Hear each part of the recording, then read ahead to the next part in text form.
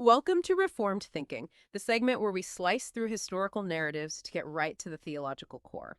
Okay, let's unpack this. Today we are doing a deep dive into two, well, really critical books in biblical history, Ezra and Nehemiah. And for our framework, we're drawing on the analysis from Schreiner's The King in His Beauty, which I think does a fantastic job clarifying these books about the return from exile. Our mission for you today is pretty straightforward. We want you to be able to quickly grasp the big picture here, the main historical and theological threads connecting everything. This isn't just a story about, hammers and walls and Persian politics. It's really about the central question facing this post-exilic community. Will they finally show true fidelity to Yahweh's lordship? I mean, they're back in the land, sure, but are they actually living under his rule? That's the real test. That is the essential challenge. It's right at the heart of these books. They chronicle this massive undertaking of returning from Babylon to essentially restart a nation. And we see two actions taking place at the same time. First, there's the physical side of things, rebuilding the temple, putting the altar back, and later, of course, the city walls. But the second action, and this is the one that requires so much more, is covenant fidelity, actually living by the law given through Moses. These records are an encouragement to Israel to focus on the Lord's priorities and to avoid aligning with those who are not faithful to him. That idea of separation is just central. Right. So let's start with the context. The first thing you notice is how these books were originally put together. In the Hebrew canon, Ezra and Nehemiah are a single work, a continuous story. And that tells you right away that we're supposed to see these events and these two men as having a unified purpose. And you see it in the story itself. Ezra's work on spiritual reform is woven together with Nehemiah's work on, say, civil governance and physical building. Nehemiah joins Ezra to teach the law. Ezra's there for the dedication of Nehemiah's wall. The author clearly wants us to get that the political and the religious efforts weren't separate things. They had to function together to rebuild the community, all under God's law. And that story connects directly to what came before it. I mean, Ezra literally picks up with the exact same words that end the book of Chronicles.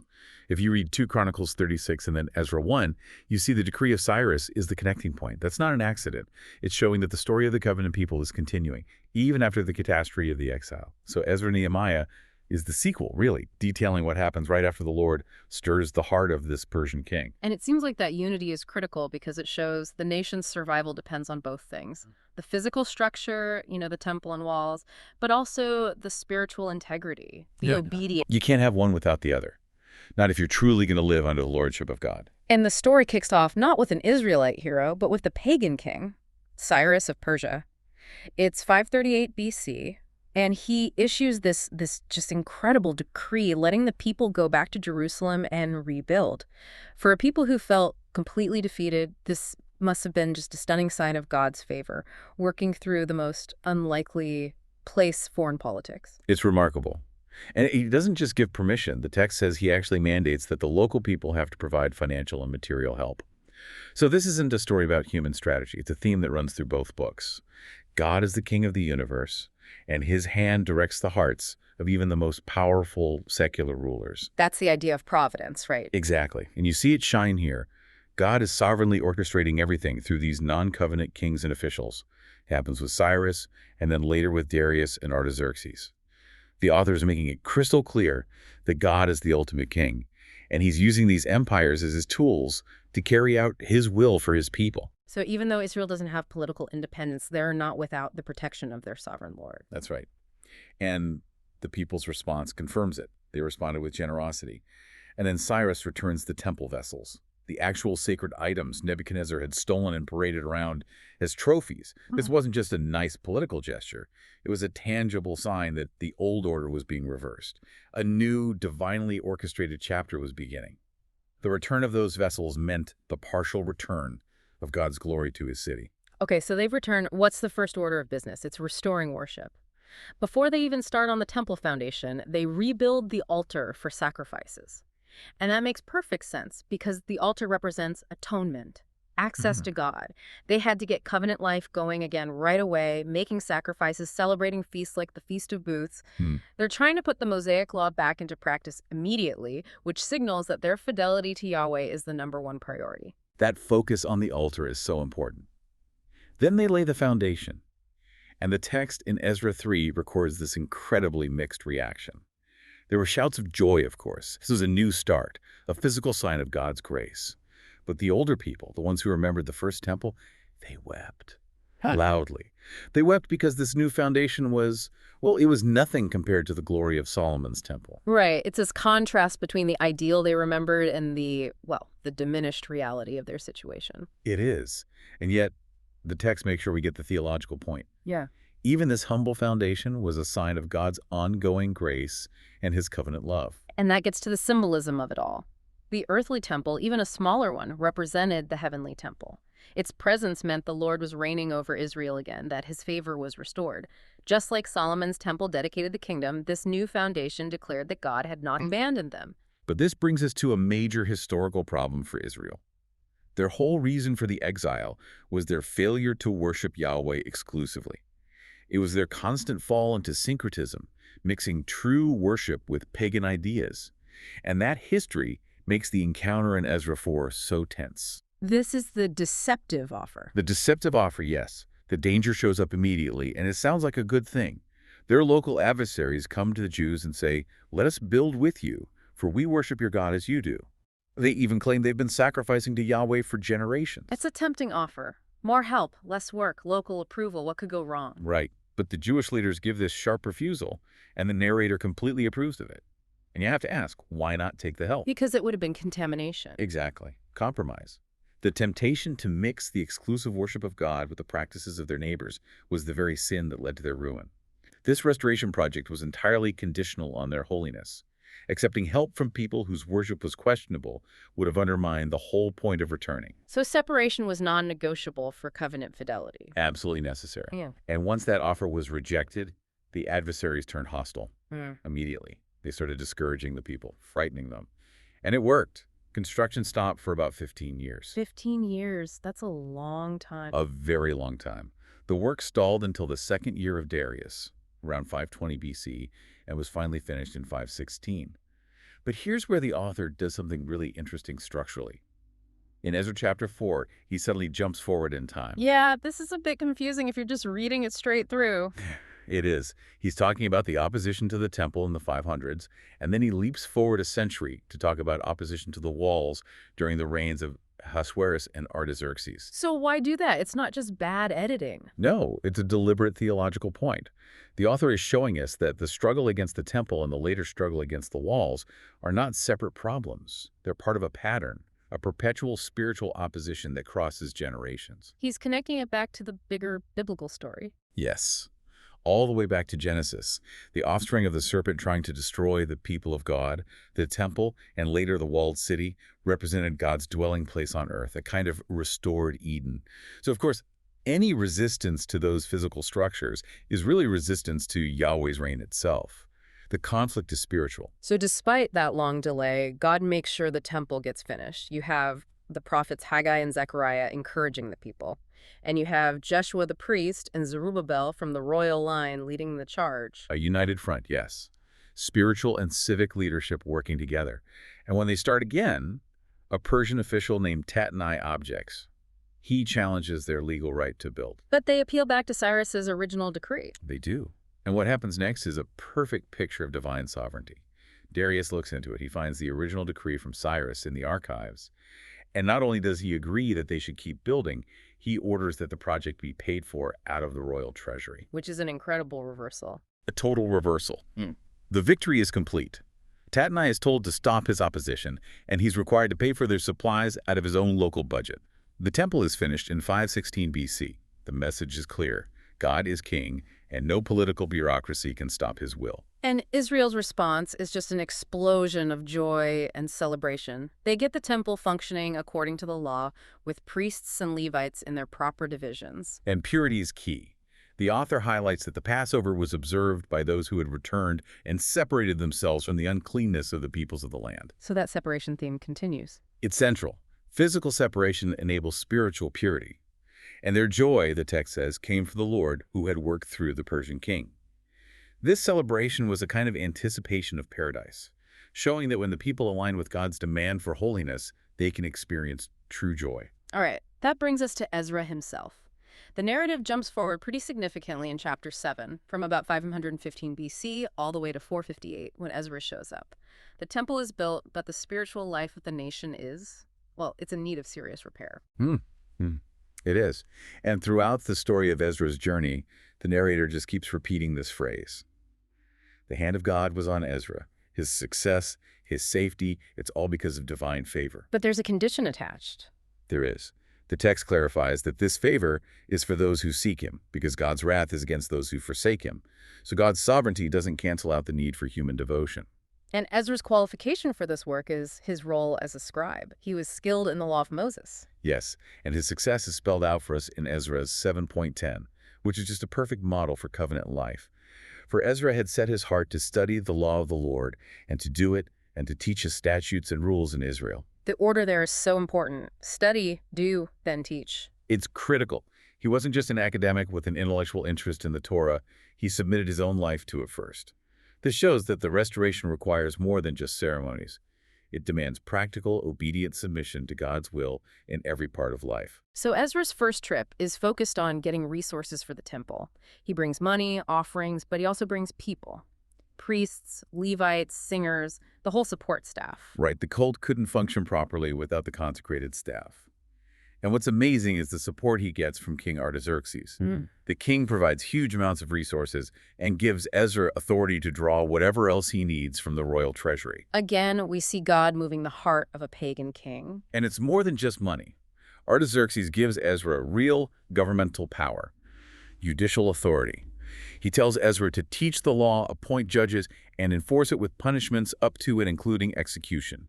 Ezra is essentially empowered to make God's law the civil law for the community. And Ezra's response is praise. He doesn't take credit. Not at all. He blesses God who put such a thing as this into the heart of the king. He sees the king's mandate as a sovereign act of God for the good of his people, the divine king using the earthly king. But despite all this favor, the same old problem comes up almost as soon as Ezra arrives. Spiritual compromise. Yes. Faithlessness through intermarriage. Many in Israel had married foreign women who worshipped other gods, which was explicitly forbidden in the Torah. And what's so devastating is that the text says this sin was most common among the officials and chief men, the leadership. The very people who should have been modeling faithfulness were leading the rebellion. It showed the internal spiritual state of the nation was already corrupt, even with a new temple standing there. And Ezra's reaction is visceral. He tears his clothes, pulls out his hair. He prays this heartbreaking confession, acknowledging this is the same sin that got them exiled in the first place. He sees the irony. God has given them this little reviving, this second chance, and they're throwing it away immediately. He does. He sees their situation as ambiguous. They're back, but they're still slaves and captives because they lack true freedom. So the repentance that follows, separating from the foreign wives, is framed as absolutely essential. The temple is worthless if Israel is not a holy people dedicated only to Yahweh. Okay, so that sets the stage for Nehemiah, who shows up about 13 years later. If Ezra focused on the law, Nehemiah focuses on physical security. He hears the walls of Jerusalem are still rubble, and he sees this not just as a civic problem, but as a spiritual disgrace. A sign of their continued sin. And his response, just like Ezra's, is immediate and spiritual. He weeps, mourns, fasts, and prays for days. He confesses Israel's failure to obey Moses' commands, linking their vulnerability directly to their covenant breaking. And his prayer is so theologically grounded. He remembers the prediction of exile, but he also appeals to God's promise of mercy in return if they repent. He's rooting his entire project in the context of God's covenant faithfulness. And this shows Nehemiah's leadership style. The book highlights his incredible skill. He gets a sabbatical. He has a detailed plan for the king. But it also stresses that this was never just a secular building project. It all depended on God's favor. Completely. He prays a quick prayer right before he speaks to the king. And when the king agrees, Nehemiah says it was because the good hand of my God was upon me. Human action is only successful when God's sovereign favor is behind it. And just like with the temple, as soon as the work on the walls begins, the opposition starts, this time from Sanballat and Tobiah. Right. And the author tells us they were displeased greatly that someone had come to seek the welfare of the people of Israel. It's another round in that ancient spiritual conflict, those aligned against God resisting his people's restoration. Their tactics are pretty nasty. First, it's just ridicule, mocking them. What are these feeble Jews doing? If a fox goes up on it, he will break down their stone wall. It's all designed to crush their morale. And when that doesn't work, they move to intimidation, threatening physical attack. Yeah. Then they switch to false accusations, telling the king that Nehemiah is planning a rebellion. They even hire false prophets from inside the community to try and scare Nehemiah into hiding. But Nehemiah's strategy is this amazing blend of faith and action. It's a perfect illustration of it. It's not one or the other, it's both. He encourages the people to keep working. He prays constantly for God to frustrate the enemy, but he also sets a guard. He has workers with a sword in one hand and a trowel in the other. He trusts God's sovereignty, but recognizes his human responsibility to act. So the wall gets built, a monumental achievement.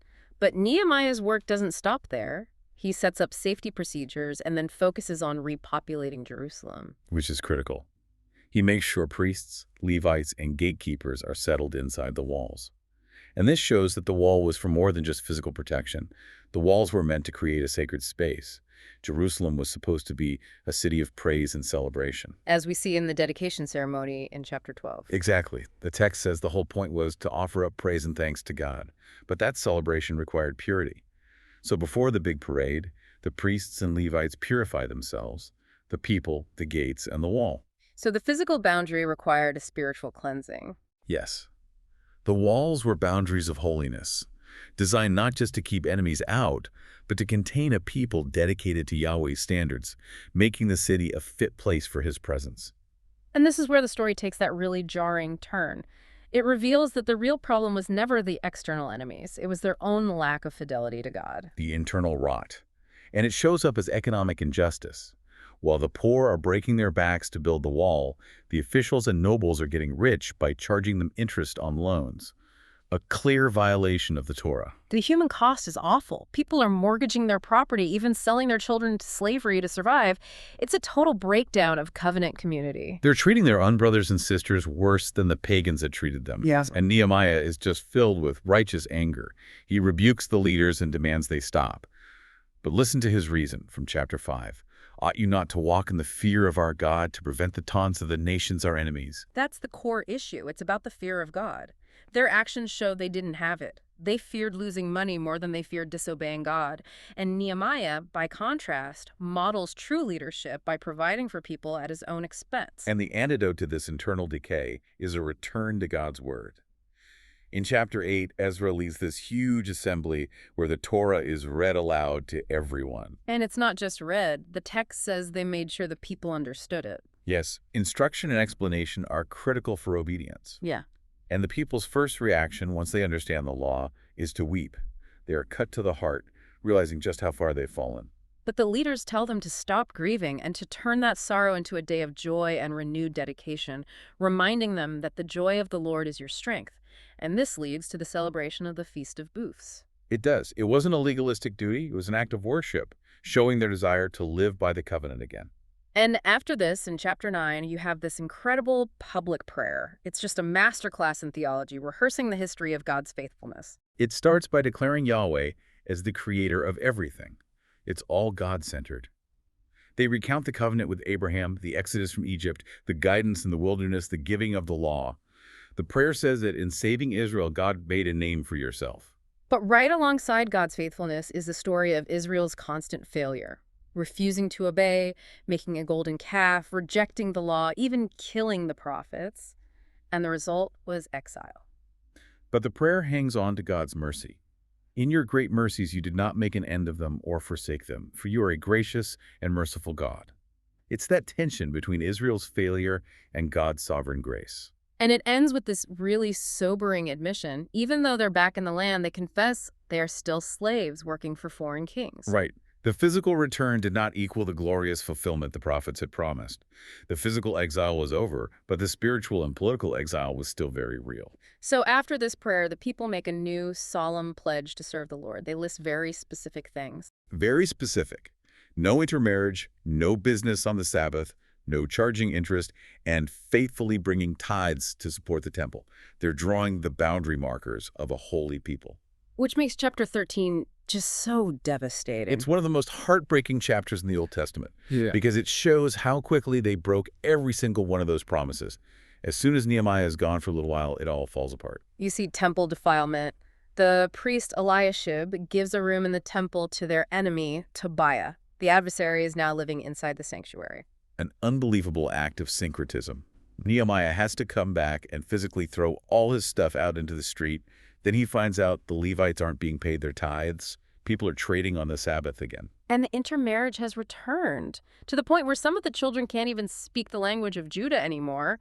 The next generation's identity is being wiped out. And Nehemiah's response is pure zeal. He curses them. He physically punishes them. And he reminds them that this is exactly how Solomon's sin destroyed the kingdom. He has to cleanse them from everything foreign all over again. It just proves that an outward oath doesn't change the heart. So Nehemiah himself stands as this model of a zealous leader, living for God's honor. He does. He's the one who keeps stepping in to preserve holiness. And the book ends with his repeated prayer, "Remember me, O my God, for good." It's not vanity. It's an appeal based on the covenant. He's asking the covenant Lord to bless the one who has been loyal to him. So after all that rebuilding and all those reforms, what's the big takeaway? Where does this leave us in the story of redemption? We're left with a paradox, a stark one. Israel is back, the temple is rebuilt, the walls are up, but the nation is spiritually weak and politically oppressed. They're still serving foreign kings. So the physical return isn't the final restoration. The exile continues. Even though they're back in the land, they don't have true freedom because they haven't obeyed Yahweh as their Lord. And this shows the limits of human leadership. Ezra's like a second Moses. He can lead them back, teach the law, get them to make an oath. But, like Moses, he can't change their hearts. The cycle of sin, repentance, and immediate sin proves the problem is internal. The Lord will fulfill his promises, but only to a people who are submissive to him. And given this constant failure we see in Ezra and Nehemiah, the books leave you with this huge hanging question. What kind of divine intervention, what kind of mediator is going to be required to finally provide the heart change needed for Israel to truly live under God's lordship and finally escape their exile? You're left waiting for fulfillment far greater than anything Ezra or Nehemiah could ever accomplish.